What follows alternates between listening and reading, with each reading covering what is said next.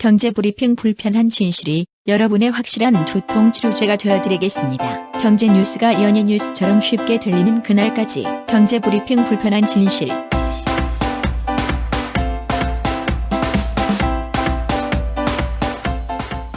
경제브리핑 불편한 진실 4월 20일 순서 시작하겠습니다. 오늘 제가 포탈 뉴스를 보다 보니까요. 제목이 너무 놀라운 게 있었어요. 뭐였냐면요. 새우 노예 해방시킨 펜의 힘 이런 게 있더라고요. 새우 노예면은 새우를 잡는 배에 탄 그런 노동자를 말하는 건가요? 그런 것 같아요. 근데 생각을 해보세요. 지금 막 인공지능이 활개치는 그런 시대잖아. 네. 알파고가 얘기 나오고 있고 그런 시대에 노예란 얘기가 아직도 존재한다. 이거 믿을 수 있어요? 우리나라도 염전 노예 있잖아요. 그러니까 말이야. 그래서 제가 이게 도대체 뭔 내용인가 좀 살펴봤더니만요. 동남아 어선이 노예 노동 실태를 파헤친 AP통신 기자 4명이요. 오늘 플리처상을 받았대요. 그 유명한 플리처상. 네. 뉴욕 컬럼비아대 언론대학원 플리처상 선정위원회가요. 18일 날 마기 메이슨, 로빈 맥도웰, 마타 엔도사, 에서 더 투산 이런 4명이 작성한 노예 어부 기사를요. 공공부분 수상작으로 선정했다. 이렇게 밝혔다고 해요. 이 공공부분은요. 플리처상의 21개 부분 중에 가장 영예로운 상으로 꼽히고 있대요. 네. 근데 또 놀라운 점이 있어요. 이번에 4명 수상을 했는데 그 중에 멘도사라는 기자 있죠. 네. 이 기자가 2000년에도 상을 받았는데요. 우리나라랑 인연이 있었어. 한국 전쟁 당시 미군이 노근리 주민 학살한 사건이 있었잖아요. 네. 이거를 폭로를 했던 그 기자가 이번에 또 상을 받은 거야. 그 노근리 학살 사건은 영화로도 나왔잖아요. 그렇죠. 아무튼 이번에 상 받은 노예 노동 어떤 것인가 좀 살펴봤더니만요. 미얀마나 캄보디아, 라오스, 태국 여기에서 납치된 노동자들이요.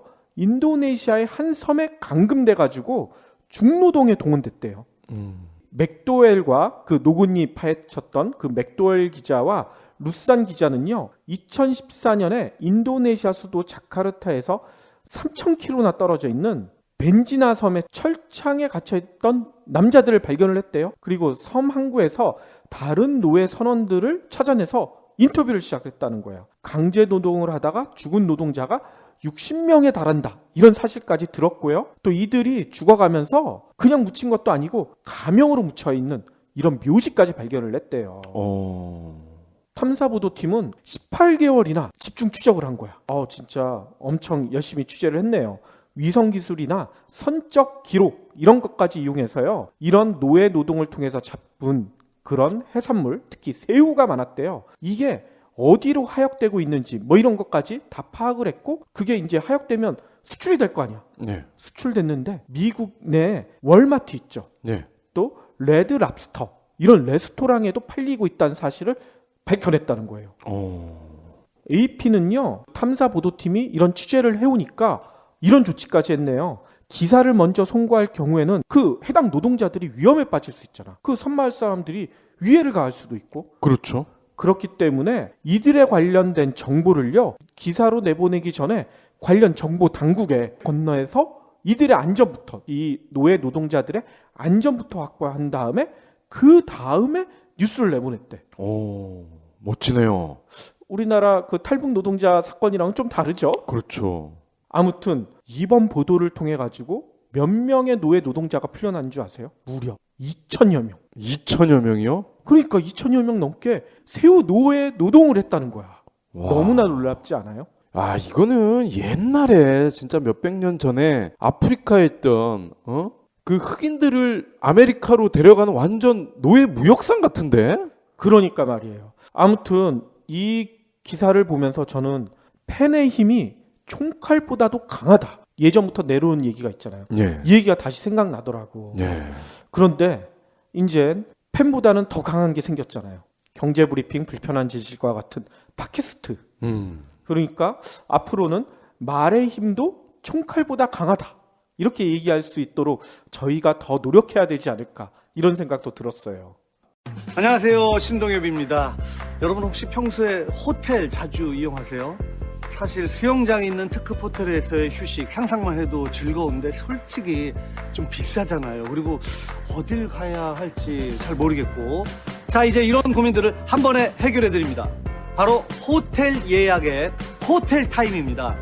호텔타임은 서울뿐만 아니라 부산, 제주, 전국의 모든 특급 호텔들을 날마다 70% 이상 할인된 가격으로 여러분이 이용하실 수 있습니다. 언제 어디서나 예약은 물론 사용하기 굉장히 편합니다. 호텔타임에서 딱 4번의 터치로 특급 호텔을 여러분이 직접 예약할 수 있습니다.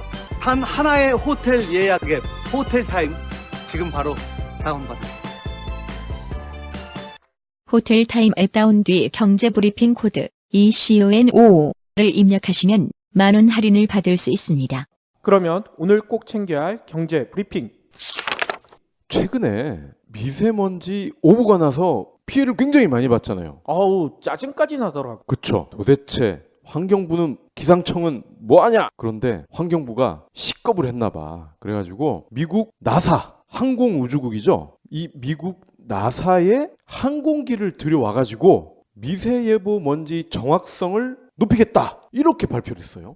그래요? 네. 오늘 이 환경부 송창근 국립환경과학원 센터장이요. 이렇게 얘기를 했습니다. 미세먼지 예보는 기상 예측, 대기 배출량, 이러한 한반도 대기 상황을 고려해야 정확도를 높일 수 있다. 나사의 항공기는 환경 모니터링 전용 비행기이기 때문에 미세먼지, 오존 이런 걸 분석할 수 있는 5개 실험실을 갖춰서 한반도 대기 자료를 상당히 확보할 수 있다. 이렇게 강조를 했습니다. 그런데 이와 관련된 예산이 무려 150억이 들어간대. 150억이나? 150억. 아니, 근데 제가 알고 있기로는 우리나라 대기 환경이나 이런 걸 조사를 하겠다고 인공위성 많이 쏴냈잖아. 그러니까 그거죠. 그때만 해도 미세먼지 이슈는 없었으니까 구름만 보면 돼. 구름 보고 비가 오나 안 오나 이것만 알려주면 됐는데 이제는 인공위성 차원에서 이게 안 된다는 거예요. 더 가까이 저공비행을 해서 한반도 안으로 들어와서 그 하늘에 있는 성분을 분석을 해야 된다. 그런 얘기예요. 근데 150억을 투입을 해서 정확성이 높아졌다 치자고. 그러면 뭐합니까? 오늘은 미세먼지가 이빠이 있으니 외출을 자제해 주십시오. 또는 오늘은 초미세먼지 농도가 매우 나쁘니까 가급적 야외 활동을 자제해 주십시오. 이게 최선 아니에요? 그렇죠. 그러면 150억을 미세먼지가 덜 나오도록 하는데 써야 되는 거 아닙니까? 그러니까 말이야. 겨우 항공기 들여와가지고 미세먼지 예보나 하겠다? 좀 뒷북치는 행정일 것 같다는 생각이 많이 들어요. 왠지 이것도 미국에 뭘 퍼주는 느낌이야. 미국에서 팔라고 그랬나? 이거 중고 아니에요? 중고? 날씨가 점점 따뜻해지고 있잖아요. 예. 그래서 아이스크림 사줘 하는 애들의 성화가 높아지고 있죠. 그런데 우리나라 빙과 업체들 있죠. 예. 빙과 업체들이 갑자기 납품 단가를 일제히 올린 걸로 드러나 버렸대요. 어이? 앞으로 아이스크림 사주기가 힘들어질 것 같아. 여름 오기 직전에 가격을 올렸네. 그러니까요. 오늘 업계에 따르면요. 최근에 롯데제과, 빙그레, 혜태제과, 롯데푸드 이런 빙과 사사가요. 콘 아이스크림 제품의 납품 단가 가격을 올려버렸대요. 그것도 8에서 11%. 납품 단가가 그 정도면 소비자들이 내야 하는 가격은 더 많이 오르겠네요. 그렇죠. 일단 납품 단가로 따지면 평균 100원 정도 올린 게 되는데 실제 소비자가는 이것보다 훨씬 오르겠죠. 예. 아무튼 월급은 안 오르는데 이 아이스크림 가격만 오르네. 좀 구체적으로 보니까요. 빙가 업계 1위가 롯데제과더라고요. 예. 롯데제과가 이미 지난달에 벌써 올렸대요. 저도 이 아이스크림 되게 좋아하는데 월드콘 있죠. 월드콘. 그리고 설레임. 이것들을 가격을 1,200원에서 1,300원으로 각각 100원씩 인상을 했다는 거예요. 롯데제과 측은 이렇게 인상 이유를 밝혔어요. 유지나 이런 것들 원재료가 있죠. 예. 이 가격이 많이 올랐다는 거야. 그렇기 때문에 납품 가격도 올릴 수밖에 없었다. 이렇게 해명을 했는데 문제는 롯데제과가 가격을 올리니까 나머지 업체들이 우리도 올려야지 이참에 다 쫓아갔다는 거예요. 그렇군요. 아니 은근슬쩍 가격 올리고 그리고 마트에서는 50% 할인한다? 왜 이런 짓을 하는지 모르겠어요. 먹는 걸로 장난치지 말라고 그랬는데 우리 조상님들이. 다음 소식입니다. 아이폰 SE 이 보급형 아이폰이 나올 것이다. 얼마 전에 전해드렸잖아요. 그랬었죠. 근데 오늘 애플 코리아에서 공식 가격을 확정을 했네요. 얼마예요? 공기계 기준입니다. 16기가가 59만 원, 64기가가 73만 원이에요. 아니 보급형이라며. 그러니까 왜 이렇게 비싸? 이 보급형이 아니게 돼버렸어요. 그러니까 이 공기계는 통상 약정용보다는 10%가 비싸다고 합니다. 그런데 문제는 지금 아이폰 6, 이 아이폰 6가요. 64기가 모델이 26만 원까지 떨어졌어. 오호. 그러니까 지금 26만 원보다 거의 2배가 비싼 보급형 아이폰이 되어버린 겁니다. 국내에서는 큰 인기를 끌지 못하지 않을까 이렇게 전망이 되네요. 그렇군요. 아니 그러면 이런 아이폰 SE 가격이 우리나라만 이렇게 비싼 거예요? 미국은요 우리보다 14만 원 정도 쌉니다. 아니 미국은 싸고 왜 우리만 비싸? 우리가 호구야? 아니 물론 그런 건 있겠죠. 미국은 전 세계에서 가장 큰 시장이잖아요. 그렇죠. 그러다 보니 마진을 좀 낮춰서라도 팔아보자 이런 니즈가 있는데 한국은 아무래도 그런 게 미국보다는 좀 떨어지고 그리고 유통 마케팅 비용 이런 것도 한국이 조금 더 비쌀 수 있다라고 애플은 얘기를 하고 있죠. 아니 애플은 그렇게 얘기하지만 아이폰 소비자들이 그 얘기를 고지고대로 들어줄까요? 하지만 우리는 그렇게 추측을 하죠. 마진을 더 높이기 위해서. 우리나라 경기가 안 좋긴 진짜 안 좋은가 봐요. 오늘 수치가 하나 나온 게 있는데 네. 진짜 끔찍해요. 뭔 얘기냐면 신용등급 있죠. 예, 작년에 우리나라 국가 신용등급이 올랐다고 막 자랑했잖아. 그러게요. 그런데 기업들의 신용등급은 죄다 폭락을 했대. 오늘 금융감독원이 밝힌 자료에 따르면요. 지난해 신용평가사들이요. 우리나라 기업들 대상으로 평가한 것 중에 신용등급을 내린 기업이 외환위기 직후인 1998년 이후 가장 많았대. 무려 159개나 내렸으니까. 그러면 지금이 IMF 때만큼 어렵거나 또는 그거보다 더 어렵다. 이렇게 봐도 되겠네요. 그렇죠. 신용등급 강등 업체 수는요. 2010년에는 34개사밖에 안 됐대요. 예. 그러니까 작년에 내려간 기업들과 비교해보면 작년에 5배나 더 늘어나 버린 거야. 반면에 신용등급이 높아진 기업 얼마나 있을까요? 찾아봤더니만요. 작년에는 겨우 26곳. 오른 곳은 26곳, 내린 곳은 159곳. 진짜 우리 기업들 참 잘하고 있는 것 같아요. 국가 신용등급 올랐다고 자랑해서 기업들도 괜찮은 줄 알았더니 정반대군요. 네, 마지막 브리핑입니다. 컴퓨터를 해킹을 해서 신용카드 결제를 할 때 2억 원 정도의 피해가 발생하는 사건이 드러났네요. 아니 또 이런 일이 벌어졌어요? 우리가 왜 물건을 살 때 ISP라는 게 뜨잖아요. 뭐 결제할 때 예. 거기 비밀번호 넣어라. 그렇죠. 근데 요게 이제 신용카드와 연동이 되지 않습니까? 그렇죠. 예. 근데 KB카드, BC카드 이 두 카드 회사에서 각각 48건, 31건의 피해가 나타났다는 거예요. 나도 이 카드 있는데 예. 내 건 괜찮나? 그래서 도합 피해 규모가 약 2억 원이었다는 거예요. 오호. 물론 절대적인 피해 규모는 크지 않다고 볼 수가 있습니다. 그런데 이게 한번 이렇게 뚫리기 시작하면은 2억이 2조가 될 수도 있잖아요. 그렇죠. 아니 그리고 이게 이렇게 뚫려버리면 겁나서 온라인 쇼핑 누가 하겠어요? 그러니까 금감원 쪽에서는 이렇게 얘기를 합니다. 고객 컴퓨터에 접속 기록이 있다. 파밍 정보를 입력한 건지 복사를 한 건지 확인을 더 해봐야 된다. ISP에서 문제가 있었던 것 같다. 그러니까 여러 가지가 다 문제란 얘기야 결국은. 아니 그러면 진짜 이 카드로 결제할 때 앞으로 어떻게 해야 되는 거예요? 예, 그래서 카드사들은 차선으로 이렇게 얘기를 하네요. ISP를 결제를 할 때도 앞으로 모바일 뱅킹을 할 때처럼 전화로 추가 인증을 하는 방안을 도입하겠다. 이렇게 밝혔습니다. 요즘 쇼핑몰들이 강조하는 게 3초 쇼핑, 간단 쇼핑 이런 거잖아. 네. 바로바로 이제 비밀번호 한 번만 넣으면 모든 게 쇼핑 될 수 있게. 근데 이렇게 추가 인증하면 그 3초 쇼핑이나 이런 게 되나요? 아니 이런 식으로 모바일이든 온라인에서든 보안에서 자꾸 이렇게 빵꾸가 나버리면은 다시 재래시장이 부활하는 거 아니에요? 그럴 수도 있겠네요.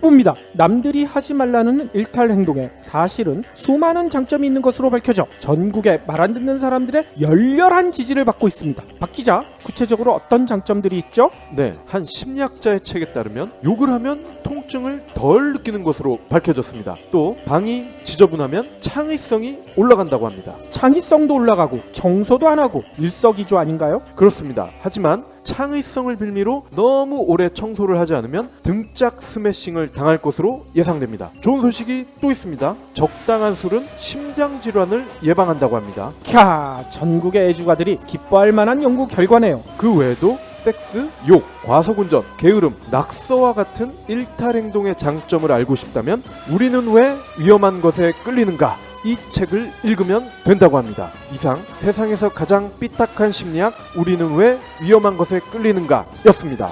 도서출판 한빛비즈. 그러면 오늘의 섹션 일자리 이야기를 좀 살펴볼 텐데요. 저희가 어제 브리핑으로 살펴드린 기사 중에 이런 게 있었죠. 현대경제연구원이 보고서를 낸 것 중에 국내 제조기업들이 해외 이전 가속화로 2006년부터 10년간 344억 달러 정도의 규모의 국내 투자가 무산됐다. 네. 뭐 이런 주장을 했잖아요. 규제 때문에 그렇죠. 그랬다는 거 아닙니까? 그래서 신규 일자리 창출 기회도 매년 2만에서 3만 개씩 날아가 버렸다. 이렇게 얘기를 했었어요. 예. 그런데 아까 얘기대로 이 현대경제연구원은 그 원인에 대해서 기업 활동에 발목을 잡는 낡은 규제 때문이다. 아까 박 PD가 얘기한 것대로 그것과 함께 하나 더 꼽은 게 있었죠. 낮은 노동 생산성. 우리 근로자들의 생산성이 너무 낮기 때문에 국내에서 생산을 안 하고 해외로 나가고 있다. 이렇게 주장을 한 거예요. 예. 근데 저는 갑자기 이런 생각이 들었어요. 우리나라 노동자들의 노동 생산성이 그렇게 낮은가? 왜냐면요. 이런 얘기들 많이 하죠. 우리나라 국민들의 학력 수준이 세계 최고다. 예.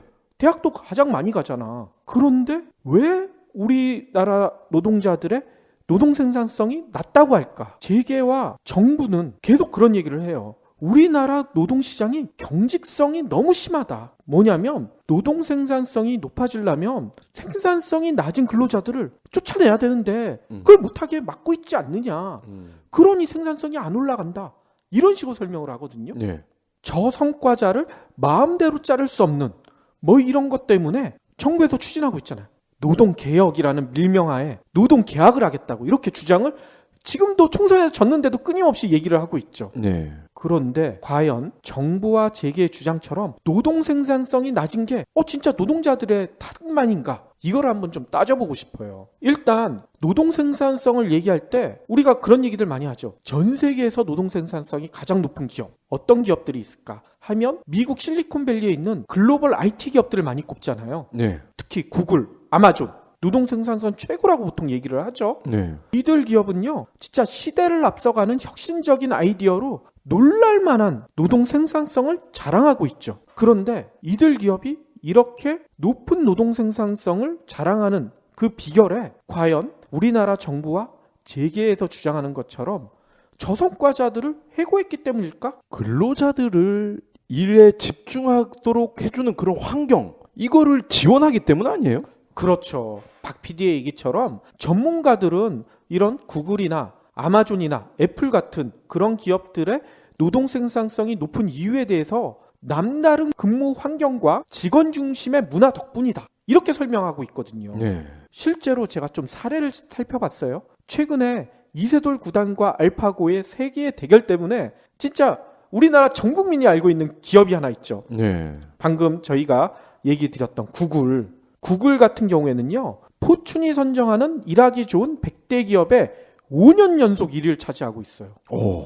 엄청나죠? 그래서 꿈의 근무 환경을 자랑한다. 보통 이런 얘기들 하잖아요. 네. 근데 얼마나 진짜 환경이 좋길래 꿈의 환경? 그리고 5년 연속 1위를 했을까? 여러 가지 사례가 있는데 제가 찾아본 사례가 진짜 놀랍더라고요. 구글이 지난해에 미국의 캘리포니아의 마운틴 뷰라는 데가 있죠. 네. 여기도 사옥을 하나 지었어요. 그런데 이게 이름이 구글 플렉스인데요. 여기가 가본 사람들이 다 이런 얘기를 하는 거야. 이게 사무실인지 테마파크인지 분간이 안 간대. 왜냐하면 사무실 안에 곳곳에 미끄럼틀이 있대요. 그렇죠. 그래서 아래층 갈 때는 계단으로 안 간다는 거야. 엘리베이터도 안 이용하고 미끄럼틀 타고 내려오는 사람들이 그렇게 많대. 근데 구내식당, 구글의 구내식당이요, 웬만한 고급 레스토랑 뺨칠 정도의 맛과 영양을 자랑하고요. 이것뿐만이 아니야. 고급 레스토랑 하면 뷰가 좋아야 되잖아. 그렇죠. 풍경. 구글이 있는 그 마운틴 뷰에서 가장 좋은 풍경을 자랑한대. 이 마운틴 뷰에 있는 구글의 구내식당은요, 무려 11개나 된대요. 11개요? 네, 11개인데 미국식을 비롯해가지고요, 한식, 중식, 태국식 이런 아시아 식당까지 있다는 거예요. 한식도 있어요? 그렇죠. 거기다가 이탈리아 같은 유럽 식당도 있다고 해요. 또 미국 뉴욕에 있는 구내식당도요, 삼시세끼 다양한 메뉴를 즐길 수가 있는데 간식까지 제공을 한대요. 근데 여기도 마찬가지로 엄청 뷰가 좋다는 거예요. 뉴욕의 맨하탄의 스카이라인을 한눈에 볼 수 있는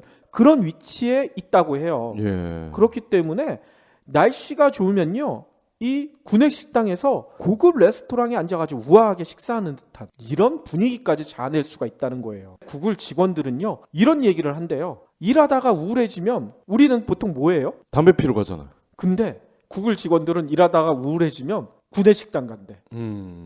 맛있는 걸 먹으면서 멋진 풍경을 보니까 스트레스가 싹 날아간다는 거야. 그렇겠네요. 근데 더 놀라운 점이 있어요. 우리는 구내식당 보통 가면 월급에서 까잖아. 그렇죠. 아니면 돈을 내고 먹던가. 예. 근데 구글의 구내식당은요, 식사는 물론이거니와 간식까지 모든 게 무료예요.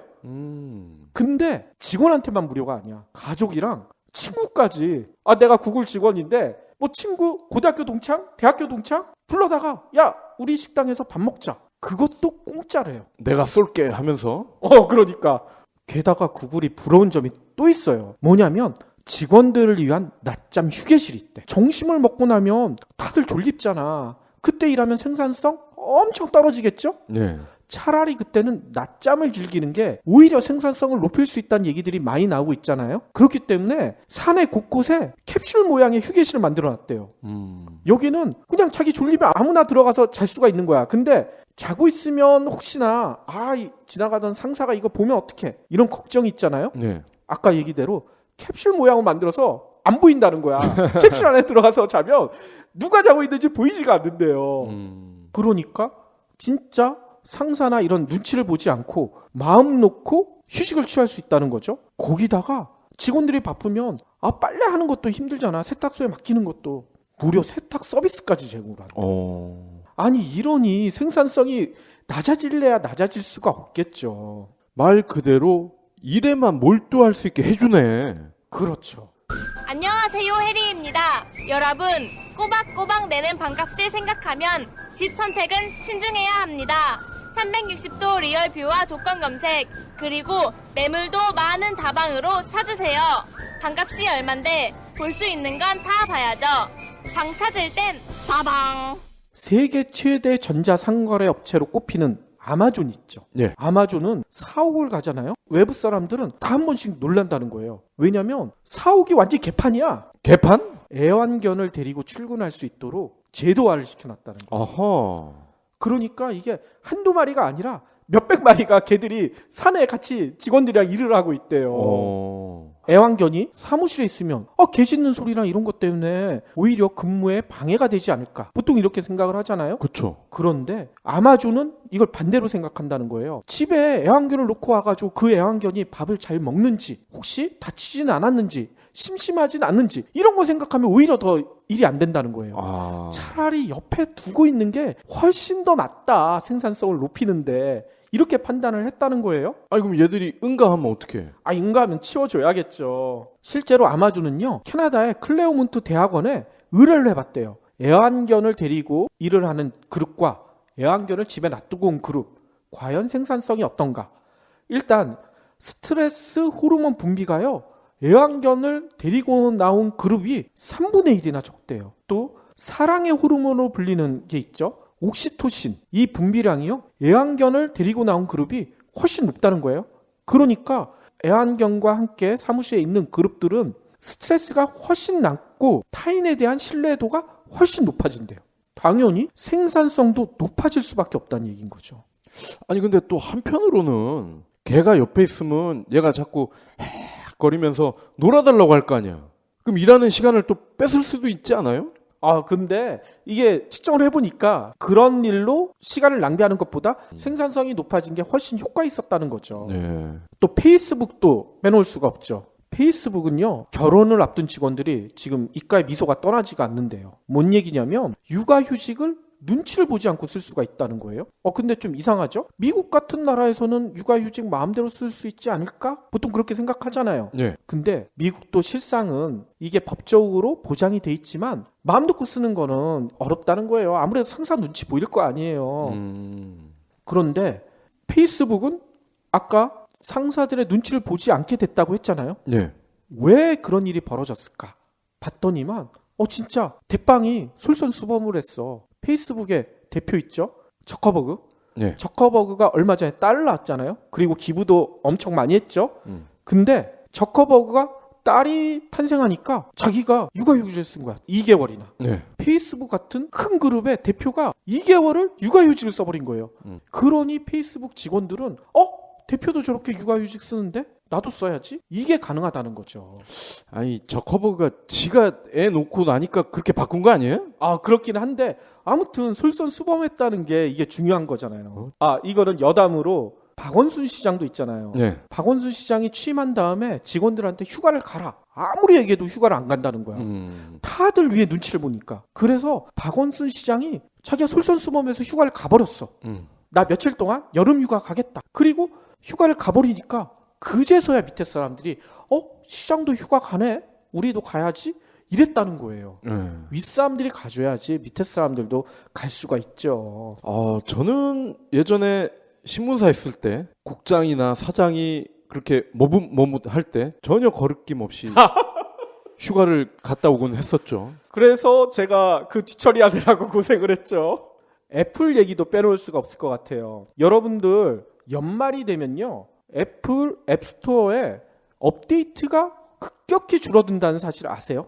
그래요? 네, 업데이트가 안 돼. 그게 왜 그럴까? 애플은요, 앱 검수나 등록 관련 업무자들이 보통 365일 상시로 근무를 하잖아요. 네. 근데 이렇게 하다가는 직원들이 생산성이 떨어지잖아. 연말에 열흘 정도를 무조건 휴가를 주기로 했대요. 근데 돌아가면서 휴가를 주면 이게 문제가 생기죠. 누군 가고 누군 못 가고. 그렇죠. 열흘을 전체 휴무를 시켜버린 거예요. 이게 돌아가면서 휴가를 주게 되면은 남아있는 사람이 피박을 된통 쓰죠. 그렇죠.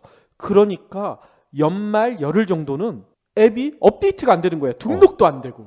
괜찮다. 애플리케이션 개발자들이나 애플 이용자 입장에서는 좀 불편하죠. 연말에 이게 앱 업데이트가 되고 앱이 등록이 돼야 되는데. 그런데 애플 직원들의 복지라는 점을 감안하면 이 정도는 충분히 이해해 주지 않을까, 이런 생각이 들더라고요. 네. 지금까지 살펴본 글로벌 IT 기업들의 복지 정책 들어보니까 진짜 부럽다는 생각이 많이 드시죠. 부럽죠. 근데 저는 부럽다는 것보다 더 놀라운 게 있어요. 뭐냐면 회사가 진짜 직원들을 배려하고 있구나, 이런 생각이 들더라니까. 네. 전문가들은 이런 얘기를 한대요. 글로벌 IT 기업들의 이런 배려가요, 아까 저희가 처음 주제로 얘기 드렸던 생산성 향상과 혁신적인 아이디어 배출로 이어진다, 이렇게 강조를 한대요. 또 높은 생산성과 혁신적인 아이디어 배출은요, 결국에 회사 이익으로 돌아간다. 결국 회사의 이익이 커지면 직원들의 배려는 또 높아지고, 이런 선순환이 발생하고 있다, 이렇게 전문가들은 설명을 해요. 그렇죠. 나라도 그런 생각이 들 것 같아요. 내가 이곳이 아닌 다른 곳에 가면 내가 지금 누리고 있는 이러한 여유, 호화로움, 꿈도 못 꾼다. 난 여기 말뚝 박아야지? 이런 생각 할 것 같아요. 그렇죠. 그러니까 당연히 글로벌 IT 기업들은 직원들과 윈윈을 하고 있는 건데, 우리나라 얘기를 다시 돌아보자고요. 이런 얘기 많이 하잖아요. 단군 일의 최고 스펙, 세계 최고 인재들. 우리나라 구직자들 그렇게 표현들을 하잖아. 네. 그런데 그런 사람들을 뽑아놓고서 생산성이 낮대. 이게 말이나 되는 얘기인가요? 그리고 생산성을 따질 때 노동 시간이 또 있잖아요. 그러니 낮을 수밖에 없는 거 아니에요? 그렇죠. 우리는 그냥 무조건 잡아두잖아. 그러니까 이렇게 놀라운 인재들을 뽑아놓고선 이 인재들이 자신의 능력을 발휘할 수 있는 이런 시스템도 갖춰놓지 않고, 생산성 낮으니까 경쟁을 시켜서 저성과자들 골라내야 생산성이 높아진다. 너무나 이 나이브한 생각이다, 이런 생각이 들지 않으신가요? 경영자와 오너가 생산성이 가장 낮잖아. 그리고 아니 근데 혹시 이런 얘기를 하시는 분들도 계실 것 같아요. 아니 아까 얘기 드렸던 글로벌 IT 기업들이야 워낙 돈이 많아서 이렇게 복지를 해줄 수 있는 거 아니냐 이렇게 얘기하시는 분들도 계실 텐데요. 구글이나 페이스북이나 이런 기업들의 복지 정책 보면요, 이 기업들이 진짜 세계적인 반열에 올라선 다음에 이게 생긴 것보다는요, 그 전부터 생긴 게 많았거든요. 예. 그러니까 뭔 얘기냐면 구글 등이 세계적인 대기업 반열에 올랐기 때문에 복지를 강화했는지, 아니면 복지를 강화했는데 이 덕분에 구글이나 이런 기업들이 세계적인 반열에 올랐는지, 어느 게 맞는다는 생각이 드세요? 복지가 좋았기 때문에 세계적인 기업이 된 거죠. 그렇죠. 우리나라 기업들이나 정부는 보통 노동자들을 말로는 그렇게 안 하지만 하는 행동을 보면 되게 적대시하잖아. 노조 때문에 기업이 안 된다. 고임금 근로자들 때문에 사람을 뽑을 수 없다. 이런 얘기들을 해대잖아요. 네. 그런데 직원을 가족처럼 생각하는 이 글로벌 IT 기업들의 이런 사례들 보고 우리나라 기업들이나 정부가 어떤 얘기를 할까? 좀 그 얘기를 좀 듣고 싶어요. 그건 미국이고 그 얘기할 것 같은데? 아, 그건 미국이고. 그런 생각도 들어요.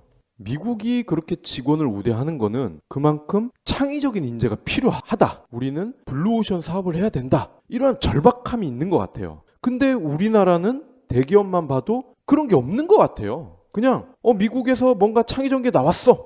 그러면 빨리 베껴.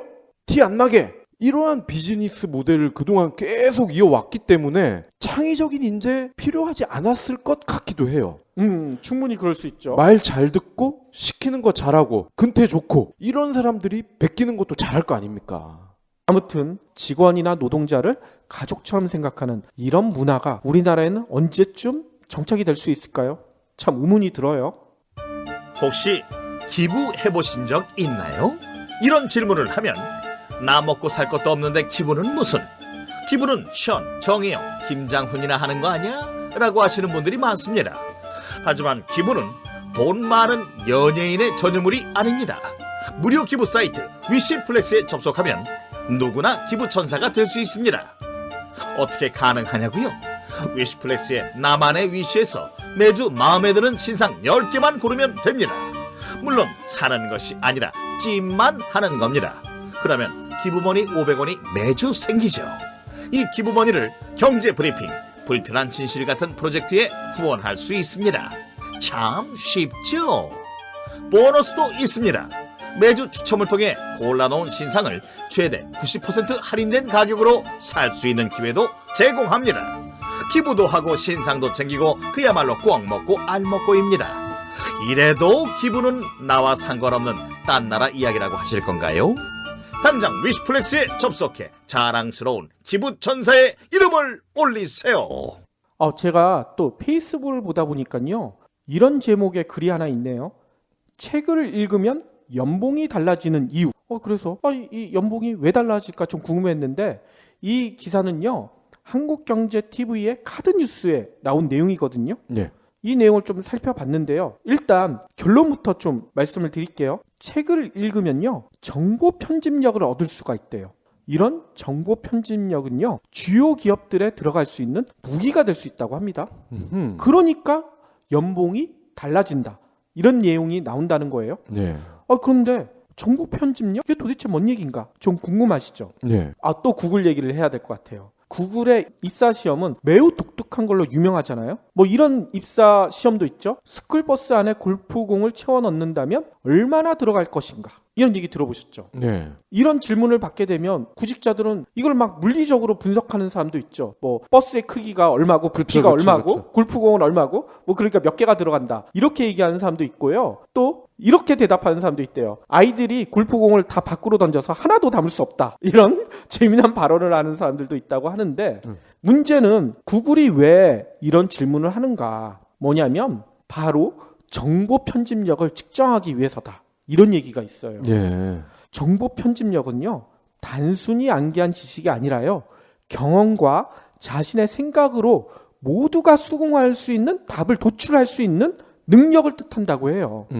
뭐 쉽게 얘기하면 내 얘기가 맞지 않느냐, 남을 설득할 수 있는, 근거를 가지고 남을 설득할 수 있는 능력, 이렇게 생각해도 될 것 같아요. 오호. 비즈니스 북스에서 발행한 책을 읽은 사람만이 손에 넣는 것, 이런 책이 있는데요. 이 책의 저자인 후지하라 가츠히로는 이런 얘기를 했어요. 정보의 시대의 정보 편집력은 가장 중요한 능력이다, 이렇게 강조를 했는데요. 이분이 정보 편집력을 키울 수 있는 비법까지 공개를 했거든요. 비법이 뭡니까? 비법은 우리가 처음 얘기했잖아요. 책을 읽는 거, 독서에 있다, 이렇게 설명을 하고 있어요. 일단 이분의 설명에 따르면요, 정보 편집력의 구성 요소가 5가지래요. 소통하는 힘, 논리적으로 생각하는 힘, 시뮬레이션 하는 힘, 롤플레잉 하는 힘, 프리젠테이션 하는 힘, 5가지로 정보 편집력이 구성이 되는데요. 이 힘들을 키우려면 독서를 해라, 이게 결론인 거죠. 예전에 TV 프로를 보니까요, 고3 교실을 간 거예요. 근데 그 푼이 뭔지 아세요?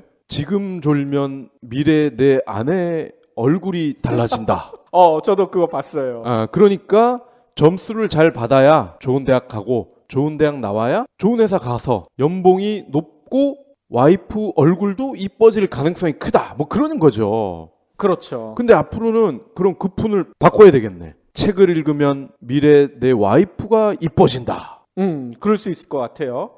그런데 정보 편집력 높이는데 독서만 하면 돼요? 이렇게 물으시는 분들도 계실 거예요. 그런데 이런 설명이 있습니다. 독서를 통해 자신만의 생각을 구축하는 게 점점 중요해지고 있대요. 특히 실제 비즈니스에서 새로운 상품이나 아이디어 창의력 발상의 기본은요, 바로 정보 편집력에 좌우되는데, 이런 게 바로 독서의 힘에서 나온다, 이런 설명인 거죠. 그래서 아까 얘기 드렸던 구글 같은 IT 기업들이 정보 편집력을 평가하기 위해서 이런 답도 없는 질문들을 던지는 거야. 이 사람들이 진짜 실제 정보를 가지고 자신만의 편집을 해서 자신만의 설득력 있는 대답을 도출해내는가, 이걸 본다는 거죠. 그렇죠. 그리고 그들이 입사해서 해야 할 일들도 그런 거 아니겠어요?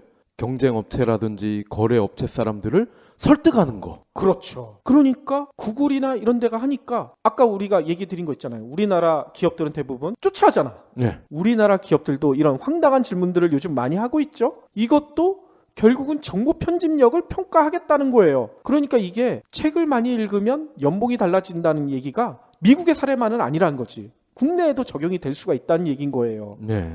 아무튼 책을 읽으면 연봉이 높아질 수 있다. 근데 전 여기에 하나가 더 나가야 될 것 같아. 뭐냐면 경제브리핑 불편한 진실이 북백이란 걸 하고 있잖아요. 네. 책의 내용에 진짜 핵심 요소들을 저희가 정리를 저희 나름대로는 잘 해드리고 있죠. 바쁜 일상이나 업무 때문에 실제 책을 읽기가 힘드시다. 그러면 저희 경제브리핑만 열심히 들으셔도 정보 편집력을 키울 수가 있고 연봉도 높아질 수 있지 않을까? 이런 생각도 들거든요.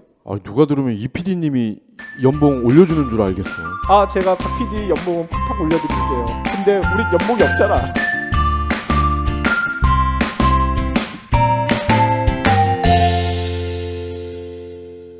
경제브리핑 불편한 진실 완수해주셔서 감사합니다.